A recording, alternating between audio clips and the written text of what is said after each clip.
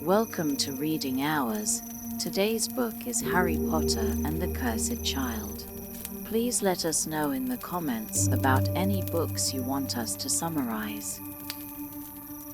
19 years had passed since the Battle of Hogwarts, since Voldemort had been defeated and the wizarding world had begun to heal.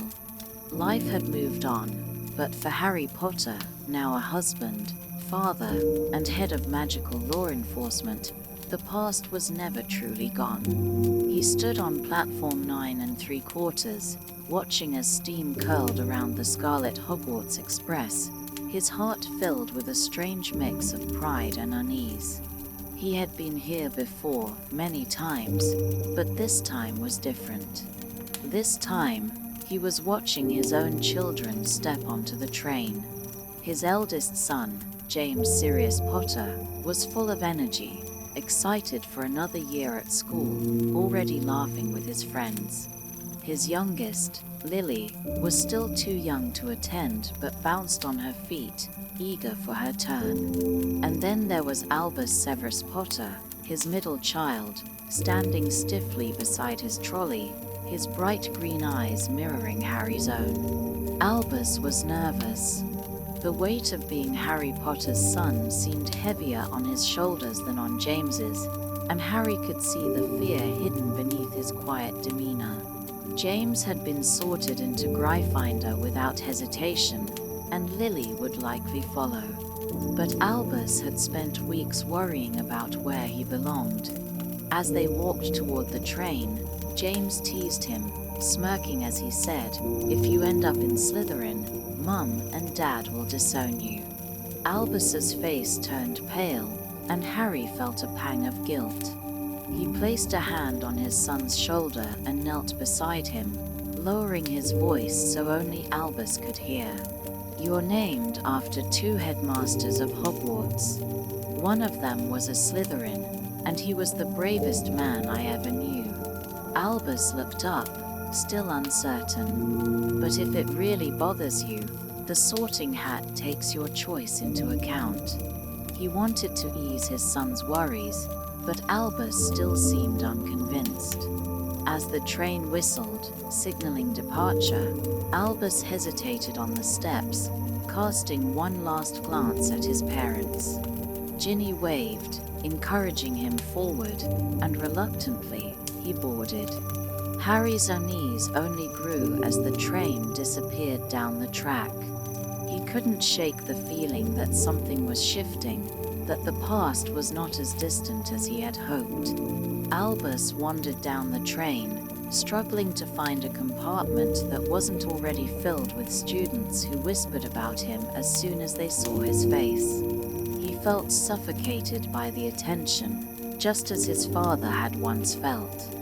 Then, at the end of the corridor, he found an open door.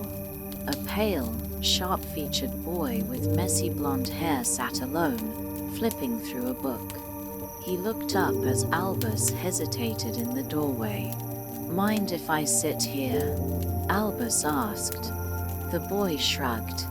"Go ahead. No one else wants to." His name was Scorpius Malfoy. Albus had heard the name before, and he knew what the wizarding world said about the Malfoys. They had barely survived Voldemort's fall, their reputation stained forever. But the worst rumor of all was that Scorpius was not actually Draco Malfoy's son. Some whispered that Lord Voldemort had fathered a child in secret, that Scorpius was his heir, his bloodline kept alive to one day reclaim power. Scorpius, however, didn't seem to care about the rumors. He was awkward but kind, a stark contrast to the arrogance that the Malfoy name carried. And he was the first person who didn't treat Albus like a celebrity's son. When they finally arrived at Hogwarts, Albus's heart pounded as he approached the Sorting Hat. He had convinced himself that he would be in Gryffindor, that everything would be fine. But the moment the Sorting Hat touched his head, it hesitated. Interesting, The hat mused. Very interesting indeed.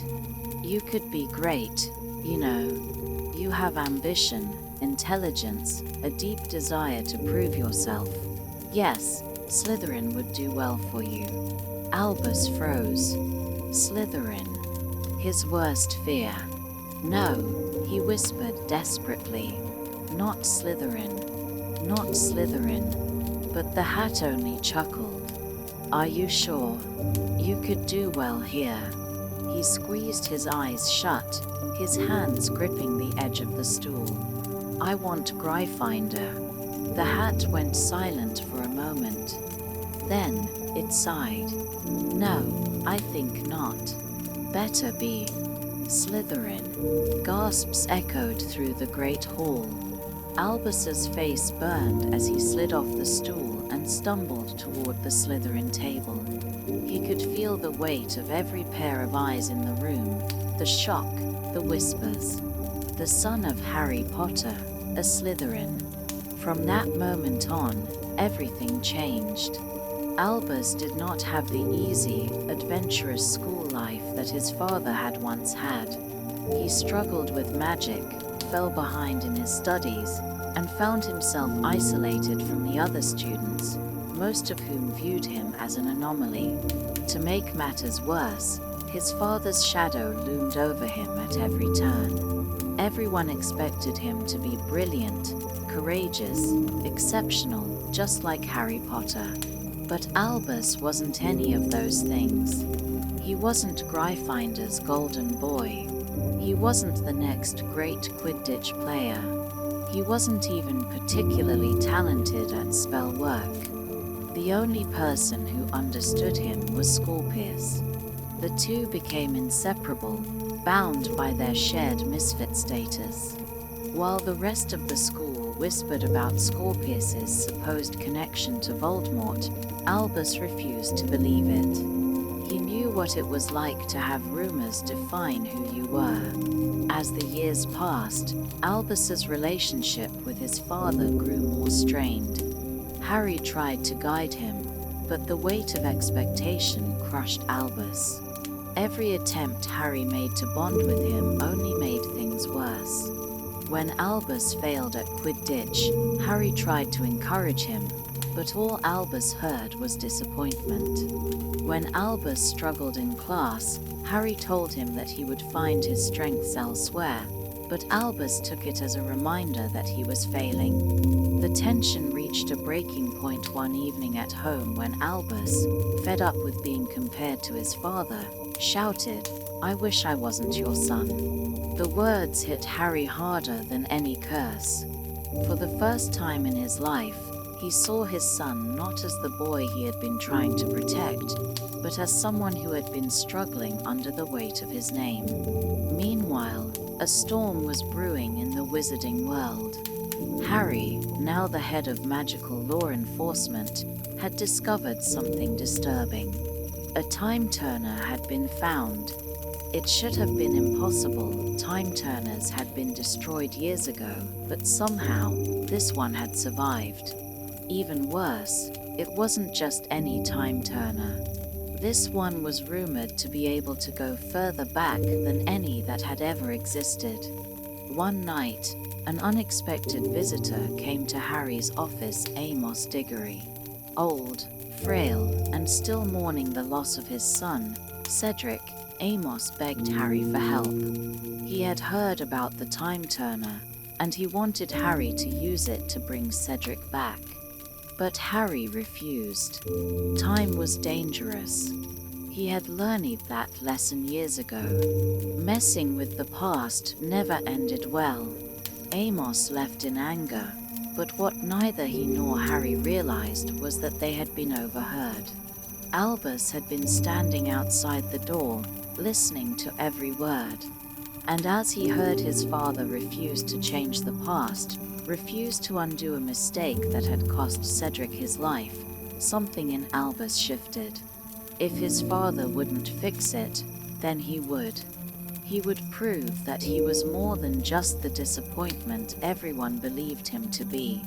And so, Albus made a decision that would change everything. Albus couldn't shake the thought that had taken root in his mind. 4 years, he had been weighed down by the expectations of being Harry Potter's son, trapped in a shadow he could never escape.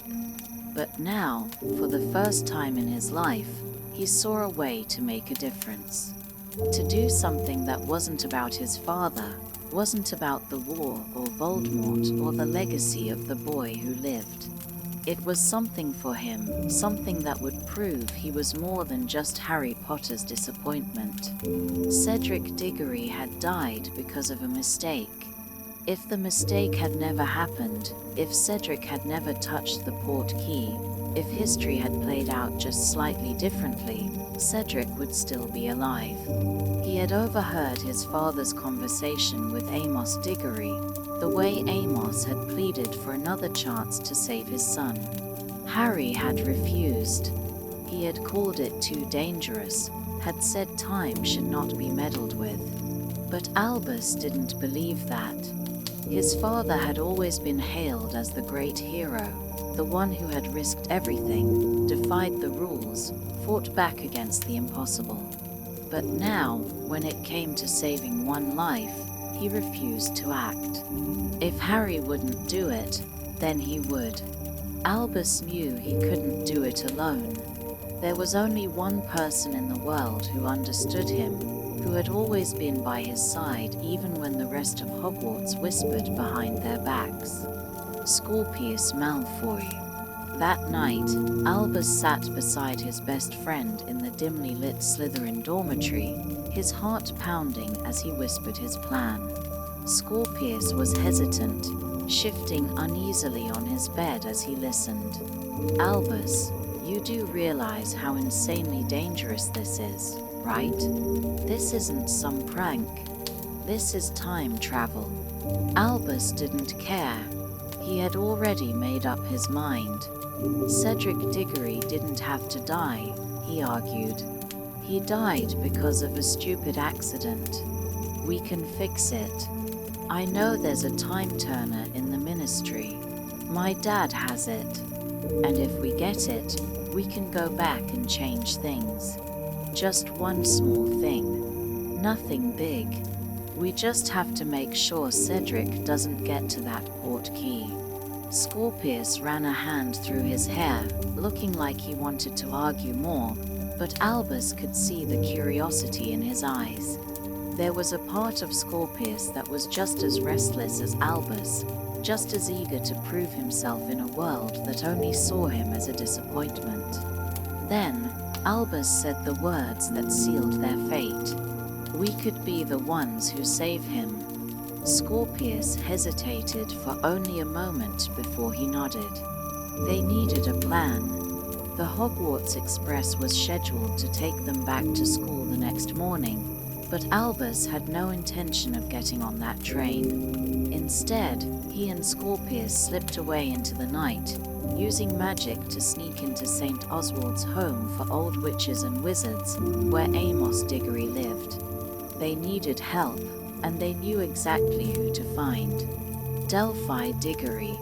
Albus had met her once before, a strange, energetic young woman with silver hair, a wicked smile, and an aura of mystery that both unsettled and intrigued him. She had claimed to be Amos's niece, though no one had ever heard of Amos having any other family. But when they found her, she was expecting them. "You've been thinking about this for a while, haven't you?" she said, smiling in a way that sent a shiver down Scorpius's spine. Albus didn't deny it. Delphi listened eagerly as Albus laid out his plan, her bright eyes gleaming with excitement. She believed in their mission completely, more than even Albus did. "The time turner is in the ministry," Albus told her. "It's being kept in my dad's department. I know how to get in." She smirked. "Then let's go steal it." That was when things spiraled out of control. Sneaking into the Ministry of Magic was madness, a suicidal plan, even for the son of Harry Potter. But Albus didn't care. He and Scorpius disguised themselves using Polyjuice Potion, transforming into Ministry employees to slip past security. Delphi led them through the darkened corridors of the Department of Magical Law Enforcement, past auras who would have arrested them on the spot if they had been caught. Albus's heart pounded in his chest as they reached Hermione Granger's office, where the time turner was being kept. But Hermione had prepared for thieves. The office was protected by layers of enchantments, riddles, and security traps. The moment Albus opened the wrong drawer, the entire room transformed into a towering wall of books, burying them under a landslide of enchanted volumes that fought to trap them inside. Scorpius screamed as books snapped their pages shut like jaws, and Albus barely dodged a flying encyclopedia that nearly took his head off.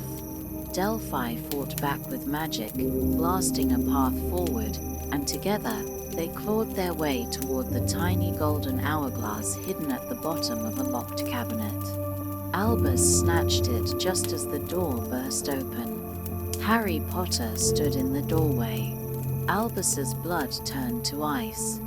For the first time in his life, his father was looking at him like an enemy. "Albus," Harry said, his voice cold with fury, "what have you done?" Albus's fingers tightened around the time turner. "I'm fixing something you refuse to fix," he shot back. "You don't understand what you're playing with," Harry growled. "Time magic isn't a game, Albus. You could destroy everything. I'm trying to save someone." Albus shouted back. "You let Cedric die. You had the chance to stop it, and you didn't." Harry stepped forward.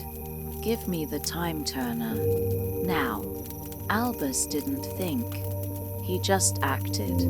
Before his father could take it, before he could change his mind, he grabbed Scorpius's hand and turned the hourglass. The world lurched, twisting and bending, as if time itself had cracked open. A whirlwind engulfed them, ripping them away from reality. Harry's furious face disappeared in a haze of golden mist, and suddenly, everything was different. Albus hit the ground hard, his breath stolen from his lungs. The smell of grass and fresh air filled his nostrils, and the roar of a distant crowd echoed in his ears. He opened his eyes, and he was standing in 1994. The Triwizard Tournament had just begun, and Cedric Diggory was still alive.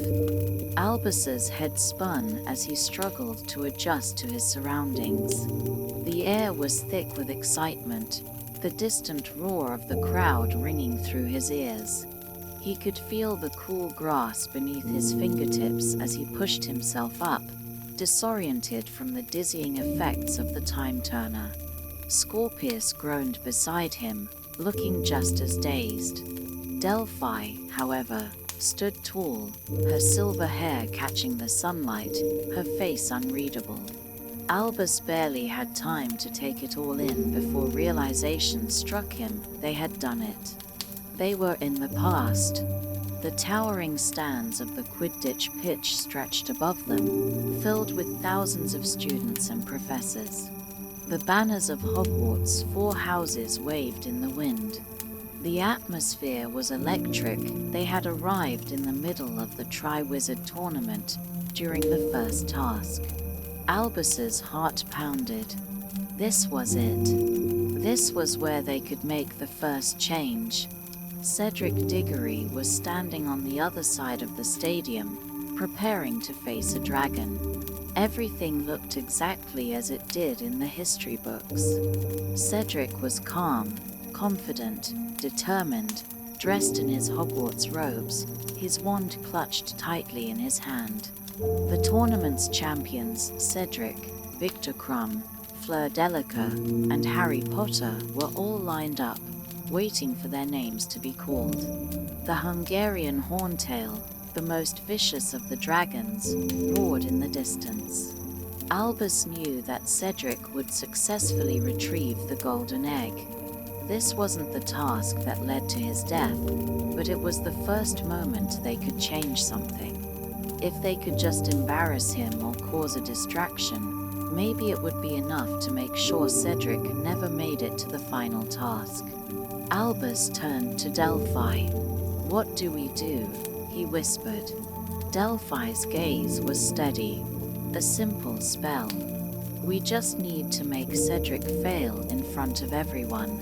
Scorpius hesitated. "Are we sure about this? We don't know what will happen if we change too much."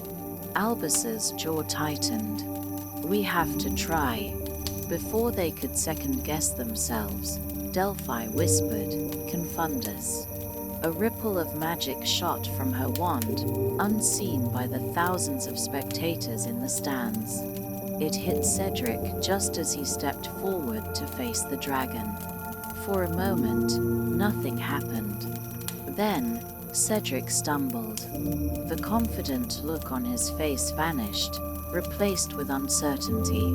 He pointed his wand at the dragon, but instead of casting a successful spell, he tripped over his own feet and landed face-first in the dirt. The crowd erupted into laughter. The dragon, momentarily thrown off by Cedric's unexpected blunder, hesitated. But the tournament officials didn't stop the challenge. Cedric had to keep going. His face turned bright red with embarrassment. It was working.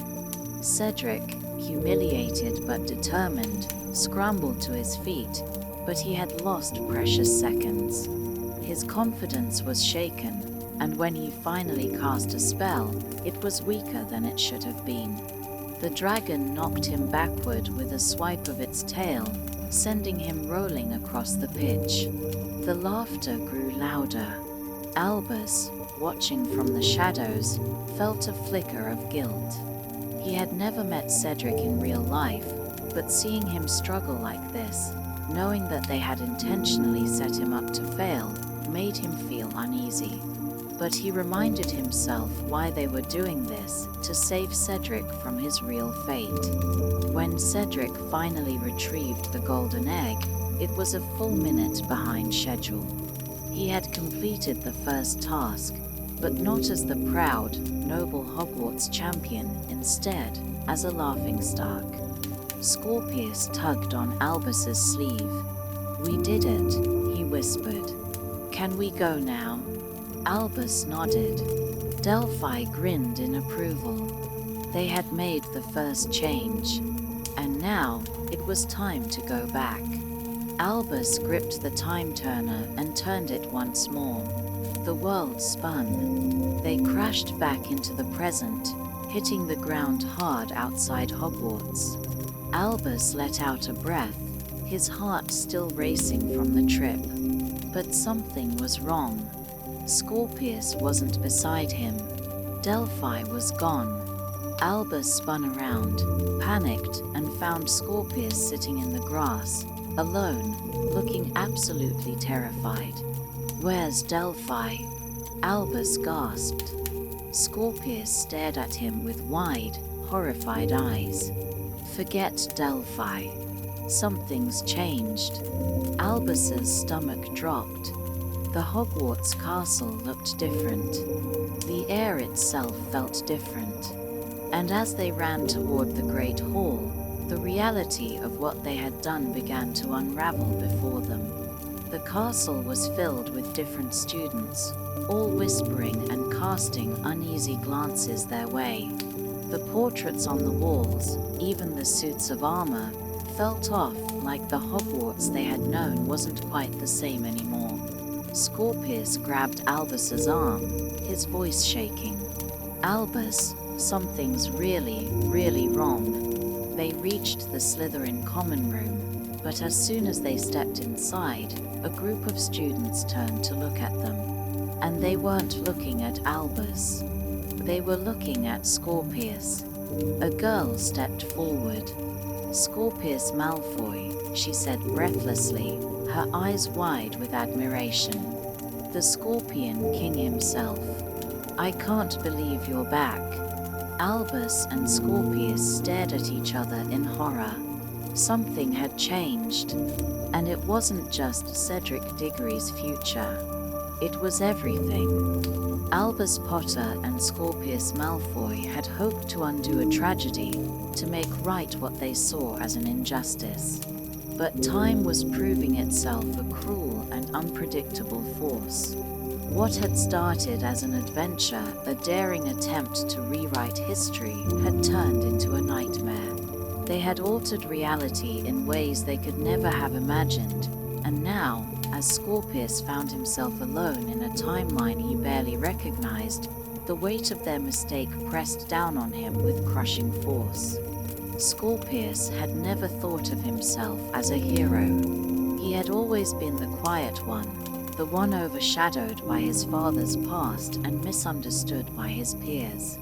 But now, he was faced with a challenge unlike anything he had ever encountered. The timeline had been warped beyond recognition. Albus was nowhere to be found. Hogwarts was no longer the same school he knew. Instead of a place of learning and magic, it had become a stronghold of fear under the rule of the Ministry, an institution controlled by none other than Voldemort himself. Scorpius soon discovered that in this twisted version of reality, Harry Potter was dead.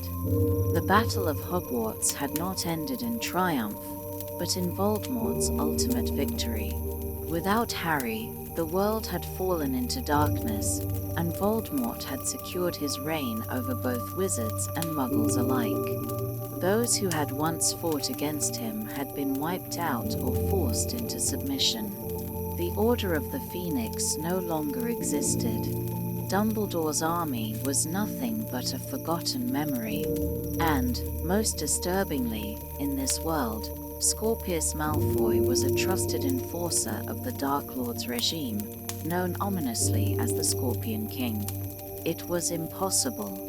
This wasn't who he was. And yet, everywhere he turned, people feared him.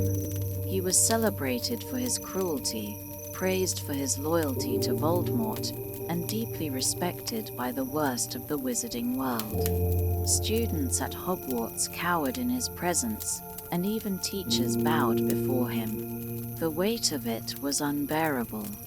But Scorpius knew the truth: this world was not meant to exist.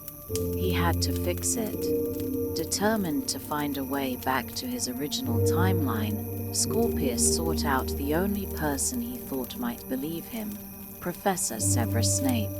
To his shock, Snape was still alive in this reality, though he lived in hiding. His name was whispered in secret, spoken only by those who still resisted Voldemort's rule. When Scorpius finally found him, Snape was skeptical.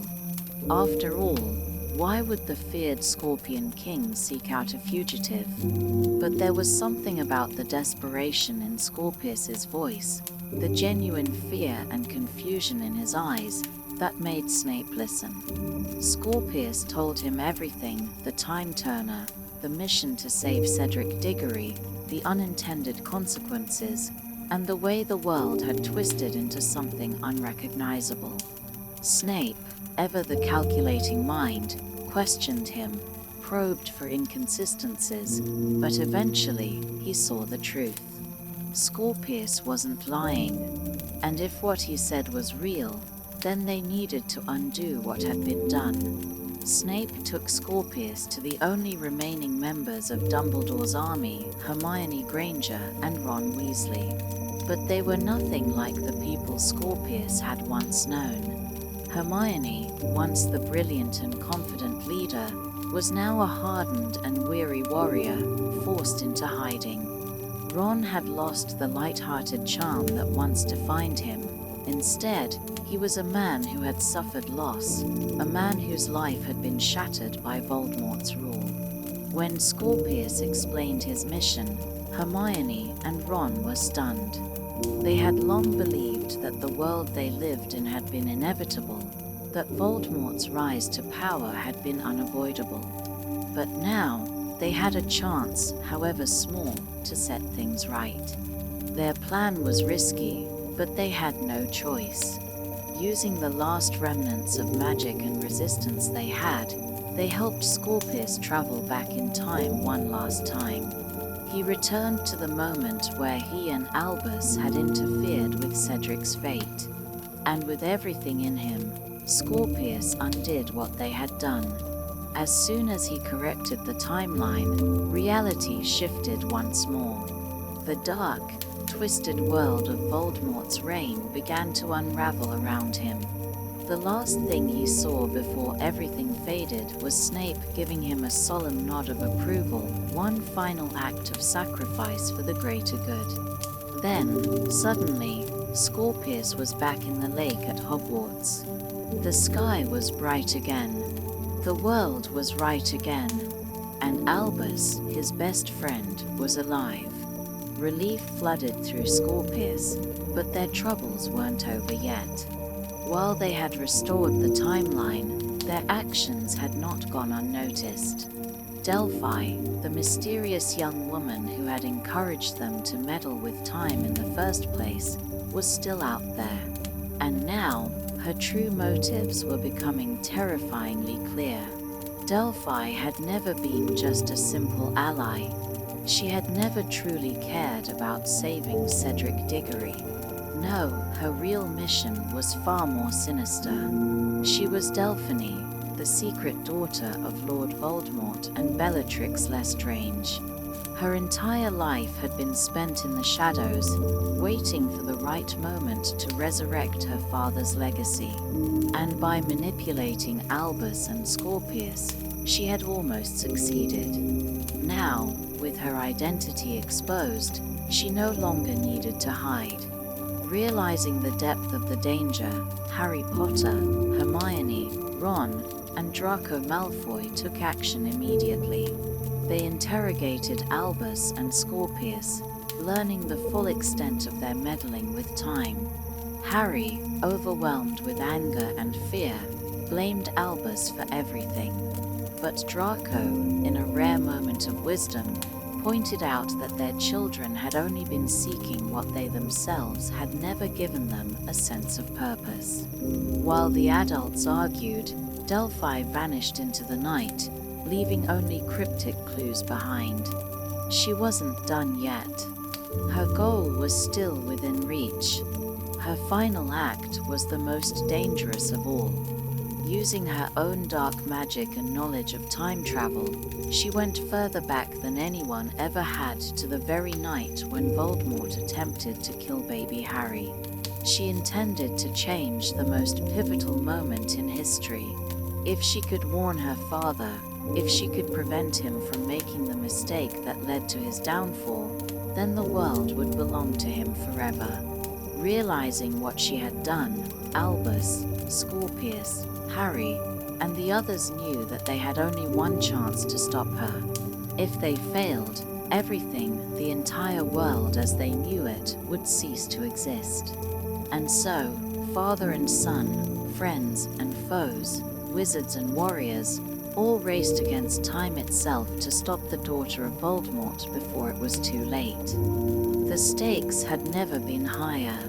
Delphi had disappeared into the past, and with her departure, an eerie silence settled over the group. It took a moment for them to fully grasp the enormity of what had just happened. Delphi was traveling to the most critical moment in wizarding history, the night Voldemort tried to kill baby Harry. If she succeeded in stopping him from making the fatal mistake that led to his downfall, the world as they knew it would cease to exist. Harry, Hermione, Ron, Draco, Ginny, and their children stood in stunned silence. Then, suddenly, the weight of realization hit them all at once. They had to follow her, and they had to do it fast. If Delphi reached that night and altered anything, Voldemort would win, and everything they had fought for would be undone. Harry turned to Hermione, who was already thinking ahead. "We need to track where she went," she said, scanning the surroundings as her mind raced. If she's using a time turner, we might still be able to catch her. Scorpius, still shaken by his time in the alternate Voldemort-ruled reality, stepped forward. She wouldn't have gone anywhere randomly. She's strategic. She would have targeted a specific date, a specific event. Albus, though shaken by his mistakes, found his voice. She's obsessed with bringing Voldemort back. She wouldn't waste time. She's going to the night he killed my grandmother and tried to kill my dad. Everyone turned to Harry. A chill ran through him as the truth settled in. It made perfect sense. Delphi had no interest in any other part of history. She wanted to be there, on the night Voldemort attacked the Potters. Draco, whose mind was working as quickly as Hermione's, narrowed his eyes. If she succeeds, the world as we know it changes forever. They needed to move immediately, but the problem was how. The time turner had been taken by Delphi. Without it, they had no way of traveling through time. But then, Hermione's eyes lit up with an idea. There might be a way, she said, pulling out her wand. We still have one last trace of the energy the time turner left behind. If we act quickly, I might be able to use it to follow her trail. Using her exceptional magical skills, Hermione performed a complex spell, one so intricate that even Draco and Harry, both highly skilled wizards, were impressed. A faint shimmer appeared in the air, and within moments, a portal began forming. It's not stable, she warned, but it should be enough to take us where we need to go. With no time to waste, they stepped through the portal together, bracing themselves for whatever lay ahead. The world spun around them in a blur of golden light and shifting time. When they landed, the atmosphere was eerily quiet. They were no longer in their own time. They stood in Godric's Hollow, but not in the present. Instead of ruins, the Potter home was whole, its windows glowing warmly in the soft light of a peaceful evening. The village itself was unchanged, still filled with ordinary muggles and the occasional wizard walking home under the stars. But there was an overwhelming sense of dread that filled the air. Tonight was the night. This was the night Voldemort would arrive. Harry felt frozen. He had been here before, many times in his nightmares. But this wasn't a vision, this was real. He could see the house he had lived in as a baby. He could almost hear his mother's laughter from inside. His chest tightened as memories that weren't really his washed over him, memories of a time he should have known, but never got to live. And then, a flicker of movement caught their attention. Delphi was here. She stood in the shadows, watching the house with an almost reverent expression. The woman who had spent her life longing for a father she had never known was now about to make her final move. She held her wand tightly, determination burning in her cold, pale eyes. Ron whispered, "She's waiting for him." Hermione nodded. She wants to stop him from making the mistake that led to his downfall. Scorpius swallowed. So, what do we do? Harry clenched his fists. We stop her. They didn't have much time.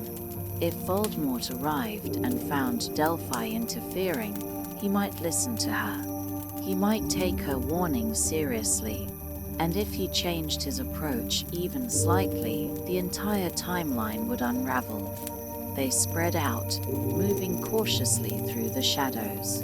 Their goal was to take Delphi down before she could make contact with Voldemort.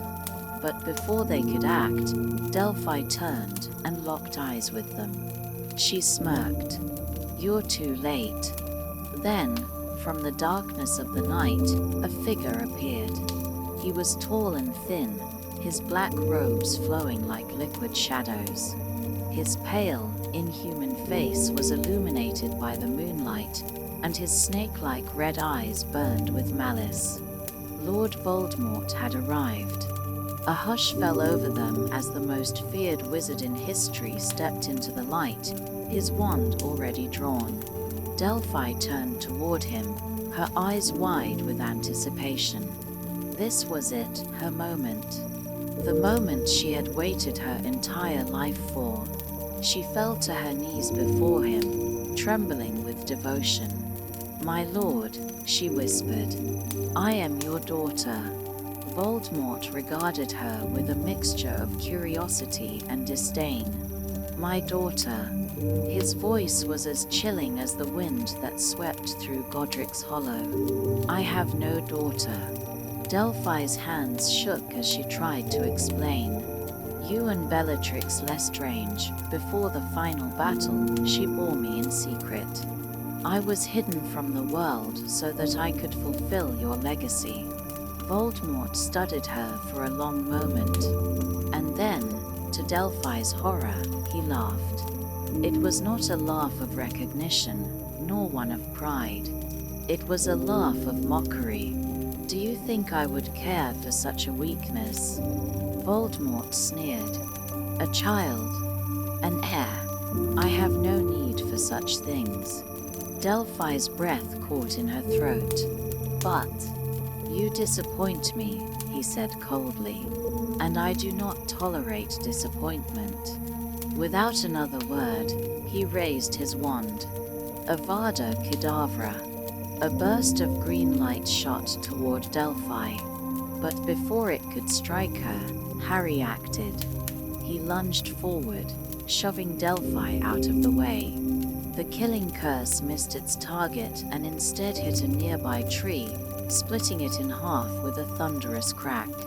In the chaos that followed, Ron and Draco fired stunning spells at Voldemort, forcing him to retreat temporarily. Delphi scrambled to her feet, her face contorted in a mixture of fury and betrayal. "No," she screamed. "You don't understand. You need me." Voldemort, however, had no interest in hearing more. The distraction had cost him valuable time. He turned his attention back to the Potter home, raising his wand toward the house where Lily and James Potter still lived, unaware of what was about to come. Harry knew what had to happen. He had already lived through it once. No matter how much it hurt, no matter how much he wanted to save them, he couldn't change fate. But he could stop Delphi. And so, as Voldemort advanced toward the house, Harry, Albus, and Scorpius turned their wands on Delphi, determined to end her interference once and for all. The moment was teetering on the edge of disaster. Lord Voldemort, the most feared dark wizard of all time, had arrived in Godric's Hollow, completely unaware that his every move was being watched by his future enemies. The house before him stood warm and undisturbed, where Lily and James Potter lived their final moments of peace, unknowingly moments away from their deaths. And at his feet, Delphi, his self-proclaimed daughter, was still reeling from the shock of his outright rejection. Harry stood frozen for a brief second. He knew what was about to happen, had spent his whole life haunted by it, but nothing could have prepared him for the sheer finality of the moment. He could see the dim glow of candlelight flickering through the windows of his childhood home, the silhouettes of his parents moving inside. It would take just a few more steps, just one more flick of Voldemort's wand, and their fate would be sealed. Yet here was Delphi, scrambling to her feet, her breath ragged, her expression twisting between desperation and fury. "No," she hissed, her voice shaking. "No, this isn't how it's supposed to go. You're meant to listen to me. You're supposed to understand." She took a step closer to Voldemort, hands outstretched, pleading. "You must not go inside that house. You must not." Voldemort, utterly unimpressed, flicked his wand. Silentio. Delphi's voice was abruptly cut off. She gasped in horror, clutching at her throat, trying to scream but producing no sound. Voldemort turned from her as if she were nothing more than a pest. She had lost his interest. Harry knew they had to act now. "Get her," he whispered urgently to Albus and Scorpius. Before Delphi could recover, Albus and Scorpius both raised their wands. Expelliarmus. A blast of red light struck Delphi's wand from her grasp, sending it spinning into the dirt. She let out a silent scream of rage. But before she could retrieve it, Ron and Draco lunged, wrestling her to the ground. She thrashed violently, kicking and clawing, her pale blue eyes burning with madness. Harry had no time to watch because Voldemort was already moving toward the house. A deep, dreadful sense of inevitability hung in the air. Harry knew they had to let it happen. This was the moment everything hinged on. Voldemort had to go inside. He had to kill James. He had to kill Lily. And he had to attempt to kill baby Harry. If any part of that changed, everything could unravel. But watching it happen in real time was almost unbearable. Voldemort stepped toward the door, his black robes whispering against the cool night air. He raised his wand. "Don't do it," Harry's heart screamed, but he forced himself to remain still. Voldemort blasted the door open. There was a scream from inside. A voice, James Potter's voice. "Lily, take Harry and go. It's him. Go. Run." Harry clenched his fists, his breath coming in sharp, shallow gasps. He could hear James running, grabbing his wand, but he knew how this story ended. James didn't even have time to cast a spell. Avada Kedavra. A flash of green light. A terrible thud. James Potter was gone. Ron flinched, his knuckles white around his wand. Ginny's eyes shimmered with tears. Draco stared blankly ahead, his face unreadable. Harry closed his eyes, willing himself to keep it together. They could hear Lily's sobs now, echoing from inside. "No, not Harry. Please, not my baby. Please." Harry gritted his teeth so hard his jaw ached. He wanted to run inside. He wanted to stop it. He wanted to see her face, hold her hand, tell her she wasn't alone. But he couldn't. Voldemort entered the house. They could hear him moving through the hall, his slow, deliberate steps bringing him closer to the nursery. Lily's voice was frantic, desperate. "Not Harry. Please. Take me instead. Kill me, but let him live." Scorpius looked away, blinking rapidly. Hermione clutched Ron's hand. Albus swallowed hard, his grip tightening on his wand. And then, the final moment. Avada Kedavra. A second flash of green light. A crash. And then, silence. Time seemed to stop. The wind had gone still. The whole world held its breath. Harry couldn't breathe. Then, the air crackled with something strange. A sudden backlash of power rippled through the house, surging outward like a tidal wave of raw magic. A shockwave of energy burst from the nursery, sending Voldemort's black robes whipping around him. And then Voldemort screamed. His body twisted. His arms flailed as the magical explosion engulfed him. His wand slipped from his fingers. His soul was tearing apart. The Dark Lord, the most powerful wizard of all time, was being destroyed. His body collapsed into itself, his scream fading into nothingness. And then, silence. A single cry pierced the air, a baby's cry. Harry forced himself to open his eyes. Through the broken doorway, he could see the tiny form of his infant self, sitting in the wreckage of his crib, his tiny hands reaching toward the empty air where Voldemort had just stood.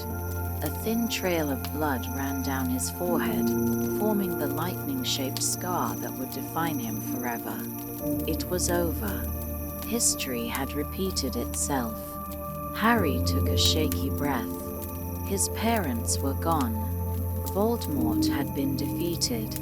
His younger self had survived. Nothing had changed. The timeline was intact. Behind him, Delphi had stopped struggling. Her shoulders slumped, her face pale and hollow. She knew she had lost. For a long moment, no one spoke. They stood in the shadows, watching the night settle back into its tragic, inevitable quiet.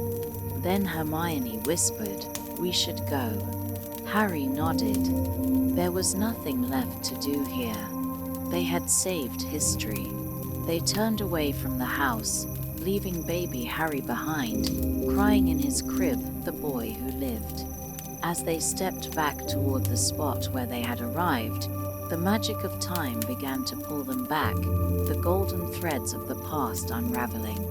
The world around them began to blur, shifting, pulling them away. Delphi let out a final, miserable sob before everything disappeared. When they landed back in the present, Delphi was still crumpled on the ground, silent and defeated. They had won, but the weight of what they had just witnessed would never leave them. The world felt different when they returned to the present. For a moment, everything seemed suspended, as if time itself had to readjust to their presence.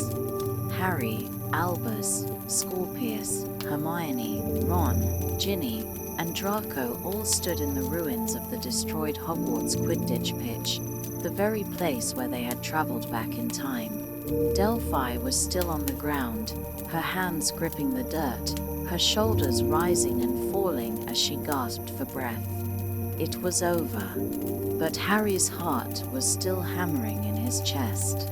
He had just witnessed the most defining night of his life play out before his eyes. The memory of it, though familiar, felt raw all over again, seeing James fall, hearing his mother's final screams, watching Voldemort crumble into darkness. It wasn't just history anymore. He had been there, and that changed something inside him. A gust of wind swept over the group, stirring the silence.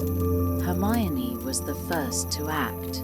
She pulled out her wand and bound Delphi with thick, magical cords, ensuring she couldn't escape again. "You've lost," she said quietly. Delphi slowly lifted her head, and for the first time, there was no defiance in her expression. She looked at them all, her pale blue eyes dull with resignation. "You don't understand," she murmured.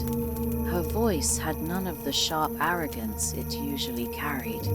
"I was meant to restore his legacy." Harry stepped closer, staring down at her. His face was unreadable, but inside, he was filled with conflicting emotions. "You were trying to change something that was always meant to happen," he said. "You can't rewrite destiny." Delphi let out a sharp, bitter laugh. "Destiny? You talk about destiny as if it was fair." Her gaze flickered to Albus. "You, the child who never wanted to be your father's son." Then to Scorpius. "You, the boy who wished for another life. None of you understand what it's like to be left in the shadows." Albus stiffened but didn't look away. "I do," he said, his voice quiet but firm. "More than you think." There was a long pause. Delphi turned her eyes to the ground, as if she was absorbing the truth of her failure. She had gambled everything on this, and she had lost. Draco, standing a little apart from the group, crossed his arms. "What do we do with her?" Hermione exhaled. "We take her to the Ministry. She'll be tried for her crimes." Delphi didn't fight as they lifted her to her feet, but there was something unsettling about the way she carried herself, as if she had already resigned herself to this fate long ago. Before they could disapparate, Harry turned to Ginny. "Can you take Albus home? I need to speak to someone." Ginny hesitated, searching his face for answers, but she nodded. "Of course." She placed a hand on Albus's shoulder. "Come on, let's get out of here." Albus gave his father one last look before nodding. "Okay." With a final glance at Delphi, Ginny, Albus, and Scorpius disapparated, leaving Harry, Hermione, Ron, and Draco to escort Delphi back to the Ministry. They arrived at the Department of Magical Law Enforcement, where the cells beneath the Ministry had been prepared for Delphi. It was rare for someone of her nature, a dark witch, to be taken in alive, and Harry could feel the tension in the air as the auras took her into custody. They knew she was Voldemort's heir, and they knew what that meant. Harry watched as she was led away, disappearing behind the heavy iron doors. He should have felt relieved, but all he felt was exhaustion. "She'll never get out of there," Ron muttered beside him. "She's finished." Hermione crossed her arms. "She might be done, but the damage she caused isn't." Harry rubbed his face. He knew Hermione was right. Delphi may have failed in her mission, but she had unearthed something dangerous, the willingness of some wizards to still follow Voldemort's ideology. Even after all these years, the shadow of the Dark Lord hadn't truly faded. "We need to make sure something like this never happens again," Harry said at last. Hermione nodded. "We will." Ron let out a heavy breath. "Good. Because after all this time travel madness, I think I've aged 10 years. I need a drink." Harry let out a tired chuckle. It was the first time he had laughed all day. As they walked away from the cells, Draco lingered for a moment before speaking. "Potter." Harry turned. Draco hesitated, then spoke. "I don't say this often, but thank you." Harry raised an eyebrow. "For what?" Draco exhaled. "For saving Scorpius."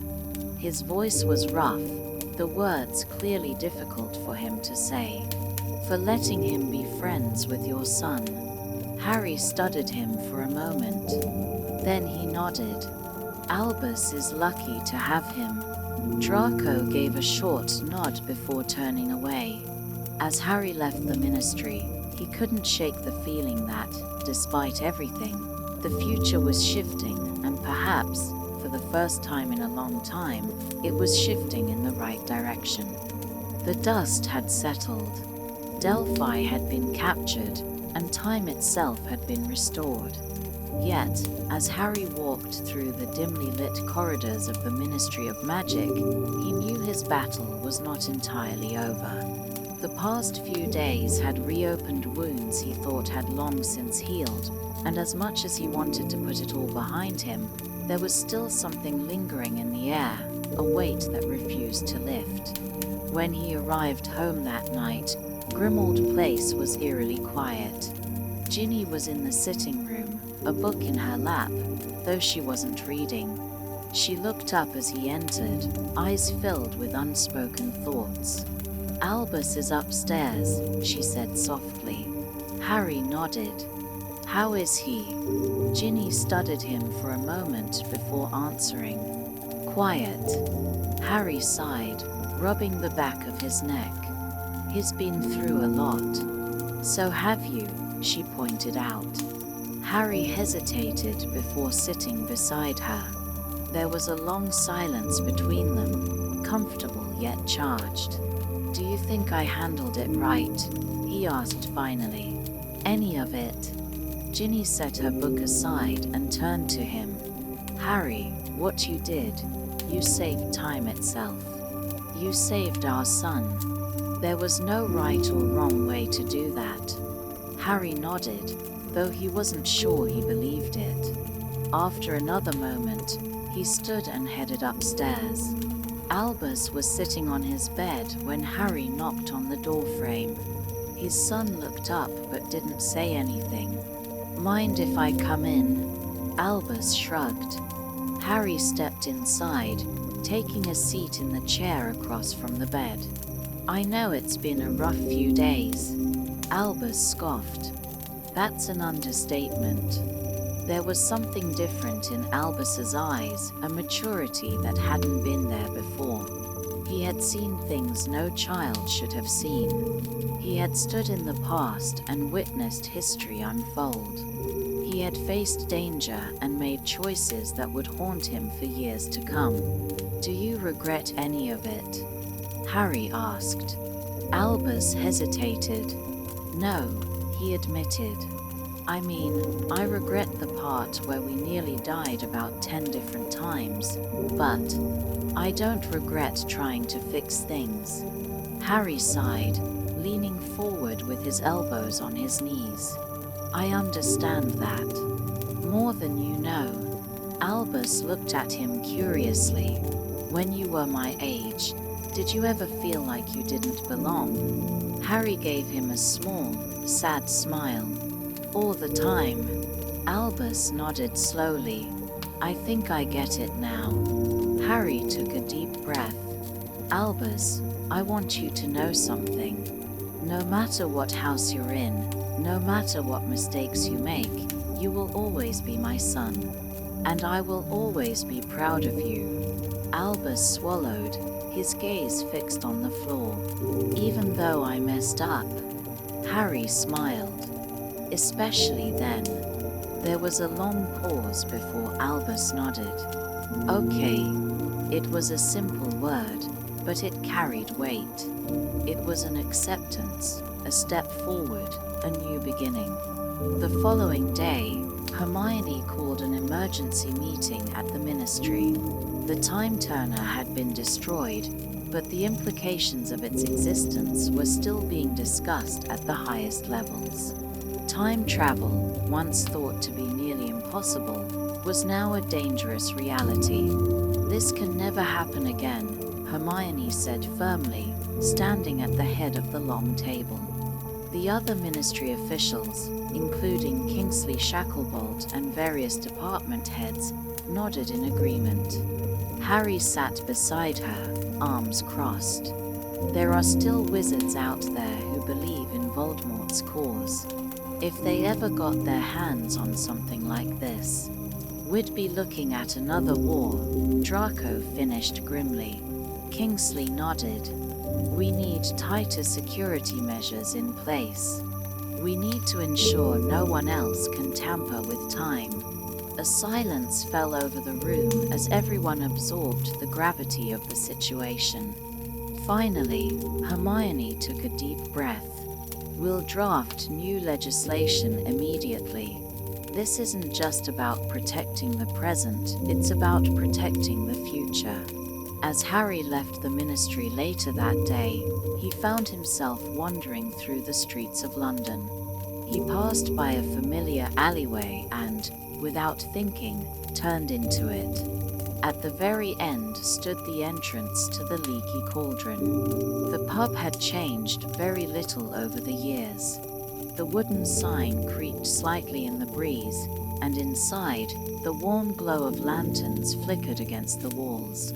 He stepped inside, and instantly, the familiar scent of butterbeer and fire whiskey filled his senses. The chatter of witches and wizards buzzed around him, but Harry wasn't here for a drink.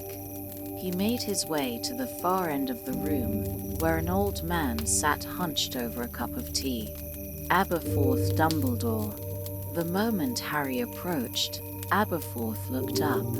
His piercing blue eyes, so much like his brother's, met Harry's. Well, Aberforth muttered. Look who finally decided to visit. Harry pulled out a chair and sat down. I need some answers. Aberforth raised an eyebrow. About what? Harry hesitated before speaking. About Delphi. Aberforth sighed, setting his cup down. You're asking about her because of who her father was. Harry nodded. Aberforth shook his head. It doesn't matter whose blood runs through her veins, Potter. She was a lost child. And like many lost children, she tried to make sense of the world in the worst way possible. Harry frowned. She was dangerous. Aberforth gave a dry chuckle. So was her father. But tell me, if Tom Riddle had been raised with kindness instead of cruelty, would he have turned into Voldemort? Harry didn't answer. He already knew the truth. Aberforth leaned forward. Power doesn't make people evil, Potter. Choices do. And Delphi made hers. There was a long silence between them before Harry finally nodded. Thanks, Aberforth. Aberforth shrugged. Don't thank me. Just make sure history doesn't repeat itself. That night, Harry stood in the doorway of Albus's room, watching his son sleep. For the first time in a long time, he felt hopeful. Because despite everything, the time travel, the battles, the fear, Albus had come out of it stronger. And so had he. Harry whispered one last thing before closing the door. Good night, son. The past was behind them, and the future was theirs to shape. The final moments of Harry Potter and the Cursed Child bring resolution to the story's conflicts, reinforcing the series' central messages about love, choice, and destiny. After the dramatic confrontation at Godric's Hollow, Delphi's attempt to alter time has been thwarted. Albus and Scorpius, though young and impulsive, have proven themselves capable of great bravery and intelligence. Harry, after years of struggling with his past, finally finds a deeper understanding of his son. The book ends not only with the timeline restored, but with the characters gaining profound personal growth from their journey. Delphi, the self-proclaimed daughter of Voldemort and Bellatrix Lestrange, had spent years believing that she was fulfilling a prophecy, resurrecting her father to complete his dark legacy. Her downfall, however, reinforces a theme that has existed throughout the entire Harry Potter series. Prophecies do not dictate fate. They only have power if people choose to act upon them. Just as Harry had once rejected his own prophecy by refusing to let it define him, Delphi's ultimate failure proves that no one is truly bound to a pre-written fate. She was obsessed with an idealized version of Voldemort, but his supposed return was never meant to be. Her actions, though dangerous, end up highlighting the very lesson she refused to accept. Voldemort's power was built on fear and control, but true strength comes from love and choice. The moment Harry, Ginny, Hermione, Ron, and Draco step into Godric's Hollow and witness the murder of James and Lily Potter is one of the most emotionally charged scenes in the book. For Harry, this is not just a tactical mission to stop Delphi, it is a deeply personal experience, one that forces him to relive the most tragic moment of his life. Standing there, watching his parents unknowingly walk toward their deaths, he is faced with an impossible temptation. What if he could step in? What if he could change everything? But Harry has learned, through years of struggle and loss, that some things must remain unchanged. His strength lies not in rewriting the past, but in accepting it, honoring those he has lost by living the life they sacrificed themselves for. This moment echoes the lesson Dumbledore once taught him. It does not do to dwell on dreams and forget to live. Harry's relationship with Albus has been the emotional core of the entire play. At the start, their bond was defined by misunderstanding and distance. Albus, burdened by the weight of his father's legacy, felt isolated and resentful. He longed to carve his own path, but struggled under the shadow of the famous Harry Potter. Harry, on the other hand, carried his own scars from the past and unknowingly let his fears shape his parenting. It took the events of this adventure, traveling through time, facing danger together, and understanding each other's fears for them to finally communicate openly. When Harry tells Albus at the end that he does not need to be extraordinary, that simply being himself is enough, it is a moment of pure catharsis. It's a reminder that being a good parent isn't about perfection, but about love and presence. Scorpius Malfoy also emerges from this journey transformed. From the beginning, he was seen as the awkward, bookish son of Draco Malfoy, forever judged by his family name. Yet, by the end, Scorpius has proven himself to be resourceful, courageous, and, most importantly, a true friend. His role in fixing the timeline is crucial, but his real victory lies in how he embraces who he is. Unlike Draco, who once bowed to peer pressure and external expectations, Scorpius is comfortable in his own skin. He has formed a deep, unbreakable friendship with Albus, one that transcends the old enmities between their families.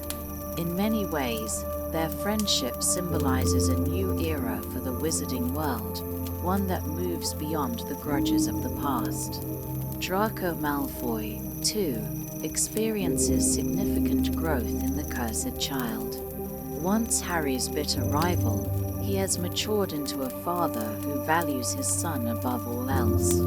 His willingness to work alongside Harry, Ron, and Hermione, even trusting them with the use of a time turner, shows just how much he has changed. When he admits that he envied their close-knit friendship during their Hogwarts years, it is a rare moment of vulnerability, one that sheds light on how isolated he felt despite his privileged upbringing. His journey in this book serves as a reminder that people can evolve beyond their past mistakes and that redemption is always possible. The theme of legacy is central to the Cursed Child. Every major character is grappling with the past in some way. Harry struggles with the weight of being the chosen one, Albus wrestles with the burden of his father's fame, Scorpius carries the rumors surrounding his family, and Delphi clings to the remnants of Voldemort's ideology. The play ultimately teaches that legacy is not about where you come from, but about the choices you make moving forward. Harry chooses to be a better father. Albus chooses to define himself on his own terms. Scorpius chooses to embrace his true self. Even Draco, once a symbol of prejudice, chooses to stand with those he once opposed. As the play concludes, the wizarding world is safe once more, but the characters who experience this journey are forever changed. Albus and Scorpius return to Hogwarts with a newfound sense of confidence and friendship. Harry and Albus's bond is stronger than ever, finally free from the tension that once plagued them. The mistakes of the past have not been erased, but they have been learned from, and that is what truly matters. The final scene between Harry and Albus, as they stand by Cedric Diggory's grave, is a quiet yet powerful moment. It is a scene of acknowledgement, forgiveness, and growth. It reminds both father and son that while they cannot change history, they can move forward together. It is the perfect conclusion to this journey, an affirmation that love, understanding, and choice will always triumph over fate. With that, Harry Potter and the Cursed Child closes its chapter in the wizarding world, not by rewriting history, but by accepting it, learning from it, and choosing a better future.